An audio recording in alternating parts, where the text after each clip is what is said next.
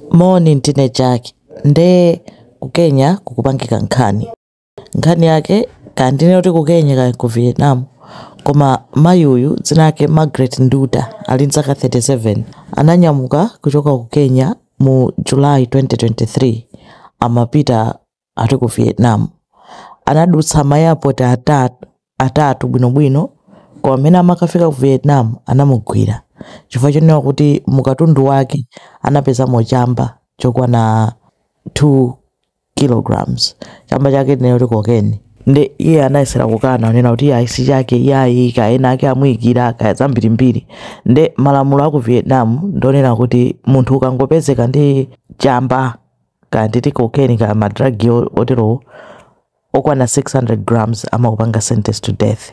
Nde wakhala ndi milandu kuchokera nthawi imeneyo 2023 pa 6 March chaka chinocho 2025 ampanga sentence to death. Nde anapasa kuti ngati afuna kupanga apilu apange apilu by pa 12 March mpaka na 12 March yadutsa 12 March mpamene anthu aku Kenya amba kuti iyayi atithandize bomali litantani koma deadline yopanga apilu yadutsa. Ne nkhani ndionena kuti amayi ake akulira alibe njira ina iliyonse yoti angapitire kutiko ku Vietnam, alibe ndrama.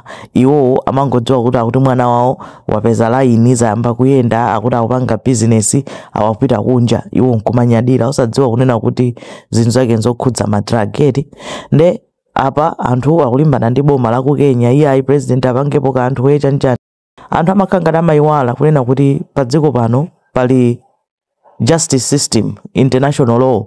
Zonsezo zina kuti dziko lililonse lili malamulo ake ndipo ngati ukupita mdziko lina ukapeza kuti walakwa mdziko linalo ukachita face ma consequence akulakwa kwako mu dzikomo ndipo akulanga according to malamulo awo and palibe chomwe dziko lako lingapange. Ndi mmene international justice ilili ndi mmene dziko lapansi linagwirizanirana kuti lidzipangira chani lidzipangira zinthu.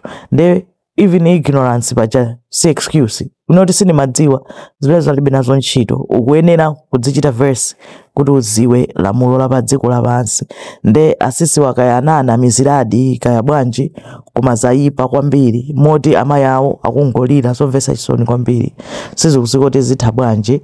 Aku Kenyawo zafikadi mparliament akukambirana koma I don't know sindikukhulupirira kuti ziphula kanthu chifukwa choti ilo ndi lamulo la ku Vietnam and maiko onse akuyenera kulemekeza malamulo a dziko lina mmene iwo angafunire kuti dziko lina lilemekezera lamulo lawo.